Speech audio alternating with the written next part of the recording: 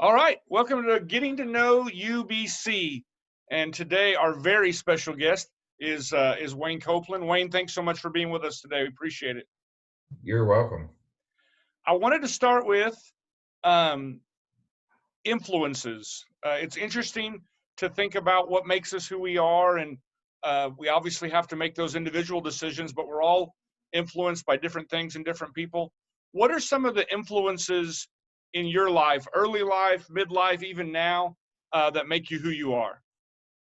Uh, I think it's interesting that, of course, the path we the path we go down, and a lot of them are different for all of us. And uh, in my life, I spent the first 14 years living in a trailer park in the oil field, and uh, then uh, the next seven uh, I spent living in the trailer park, but in Oklahoma because my dad got disabled. And I think the experience of being poor and going through a lot of struggles uh, was a big influencer in my life, and understanding a lot of uh, the problems that other people have because I experienced them.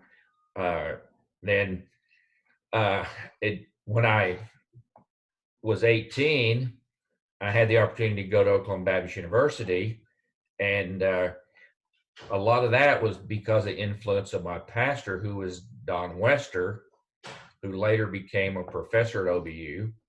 And in fact, his wife, his widow, is currently a member of our church, Janie Wester. Mhm. And Don was very influential in getting me a scholarship to OBU and getting me in OBU, and the influence of OBU a few years after that really influenced kind of how I got where I'm at now. And it just so happens that the last 2 years at OBU, I met the Cullisons and I met Larry Walker.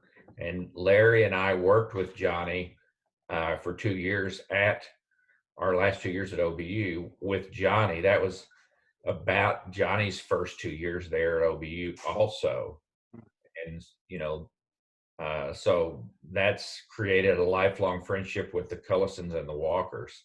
Yeah. What's the You've gotten to do a lot of, and people may or may not be aware, you've gotten to do a lot of different things in professions. You talked about work at the physical plant of OBU. I know at one time you sold Bibles, uh, and have worked in the state's education system and different things. What's the most interesting thing you've ever done? The most interesting thing, well, it's it's that's difficult. I will say, because of where we are right now with the pandemic, I spent 4 years with the state health department in the immunization program. Mm, I wound up there because that was the year that they passed the school immunization law, and they needed someone with a school background to help implement it. So I wound up there, not really knowing anything about immunizations, but winding up, you know, very involved in all the aspects of vaccine preventable diseases. In fact, were I still there, that this coronavirus thing would have fallen right in my lap. That I would have been in charge of that. wow. But uh, that was pretty interesting. There have been other things. Uh, I taught college classes at uh, the prison system in Oklahoma, uh, sociology and psychology classes to the inmates, both men's prisons and women's prisons. And I spent a time at teaching at Girls Town before it was Kojak. Now it's Kojak. I also spent a time teaching in a group home uh, for girls that were adjudicated in need of treatment by the Department of Mental Health. So I've been in some rather unusual teaching assignments rather than just your typical, public school teaching. Sure. All right. For Wayne Copeland, we're going to give you the perfect day. So right now in your life, outline for me what would be the perfect day for Wayne Copeland. What do you do? Where do you go? What's your perfect day? Well, it on a say if we were out of lockdown, I would probably meet about 10 or 12 of my friends at Starbucks and have coffee. Uh, on a perfect day, usually on would be a Tuesday, Okay. because on Tuesday, Barbara Smith has what she calls her Zen ride, and she goes on a bike ride where uh, she isn't worried about speed. She isn't worried about distance. She just wants to have a nice, peaceful bike ride. So that would be typically a perfect day. Now, when I got back, I would probably do a little yard work. And now Kendall is still working half-time, babysitting half-time. I guess after the yard work, I'd have to start thinking about what's for supper. So would So are you a meat and potatoes guy? And when in the meal that you would pick for your perfect day? well, I would be, Okay. but on a typical day at our house, we're always dieting.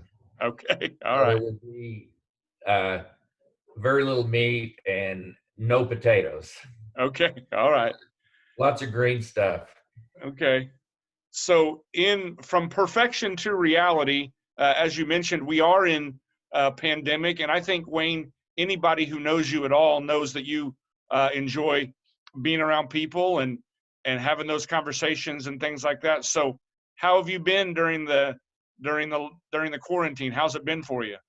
Well, granted, I can't get out and be among people, but um, read a few books, Okay. listen to lots of music. You know that I have a varied music library, Right.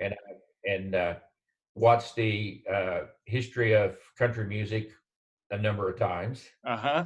from start to finish. Uh, Read the autobiography of Pistol Pete.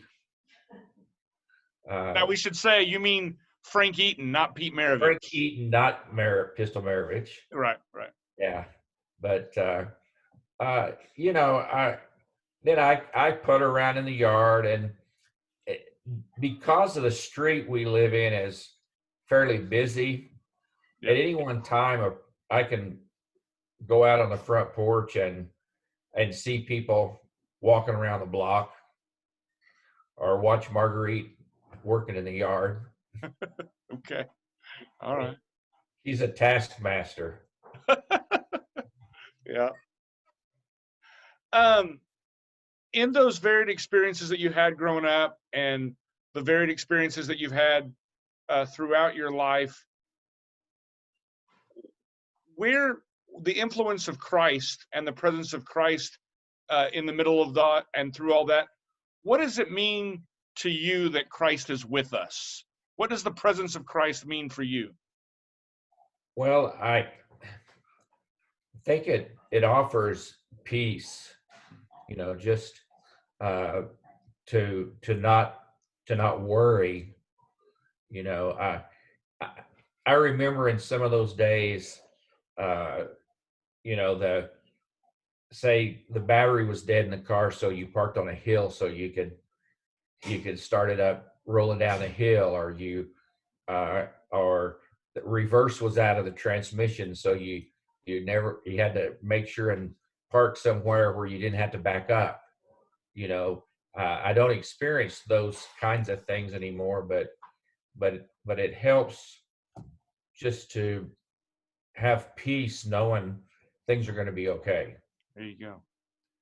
I think that's I think that's a great place to end, Wayne. That things are going to be okay. Uh, I appreciate that. So thank you. Thank you very much for your time. Okay, Appreciate it. let me, Yeah, I'll throw one thing in. sure. And I just often casually when people talk about some of the things we're going through now, I say, I lived through 1968, Mm, and 1968 was the year I graduated from high school. And you mentioned that I sold Bibles. The day I graduated was my birthday, turned 18. I got in a car with a bunch of OBU boys and we went to Nashville, and they trained us to sell Bibles. They sent me to Montgomery, Alabama. Now, that was the year that Bobby Kennedy got killed, Martin Luther King got killed. In fact, Martin Luther King got killed a month before we left. Bobby Kennedy got killed a month after we were there. The Vietnam War was going great guns. And people may not know that there were riots in 168 American cities that year. And it was a pretty bleak year. mm, And of course, the last thing that happened that year, was also Tet happened that year, but the last thing that happened was the astronauts circled the backside of the moon. wow. And that was the last thing. And I always say, I lived through 1968. I'm not sure anything can be worse than that. And Yeah, and that was also the year of the draft lottery. sure. A lot. So, Oh, so I think things are going to be okay. good, good. Thank you again, Wayne. Appreciate you. Okay.